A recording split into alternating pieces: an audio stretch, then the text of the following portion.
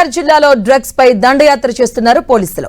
దండయాత్ర 2.0 పేరుతో జిల్లా వ్యాప్తంగా గార్డెన్ సెర్చ్లు నిర్వహిస్తున్నారు.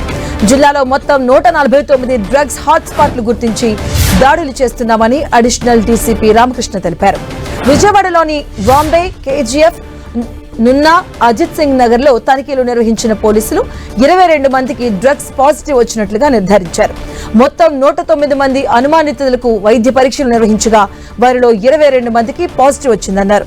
నిందితులను స్టేషన్ కు తరలించి కౌన్సిలింగ్ ఇచ్చామని అడిషనల్ డీసీపీ చెప్పారు.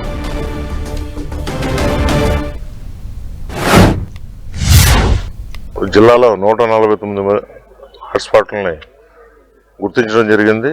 దానిలో భాగంగా ఈరోజు ఈ నైట్ సిపి గారి ఆదేశాల మేరకు ఈ హాట్స్పాట్స్లో ఈ పోలీసు సిబ్బందితో ప్లస్ మెడికల్ స్టాఫ్తో కలిసి సర్ప్రైజ్ చెక్ చేసి ఈ డ్రగ్స్ ఎవరైతే తాగుతున్నారో వీళ్ళు ఎడిక్ట్ అయ్యారో ఈ సస్పెక్టెడ్ పర్సన్స్ అందరినీ కూడా పికప్ చేసి ఈ స్పాట్లోనే వాళ్ళ యూరిన్ టెస్ట్ చేయడం ద్వారా ఈరోజు 109 మందికి మనం టెస్ట్ చేస్తే దాంట్లో భాగంగా 22 మందికి పాజిటివ్ వచ్చింది.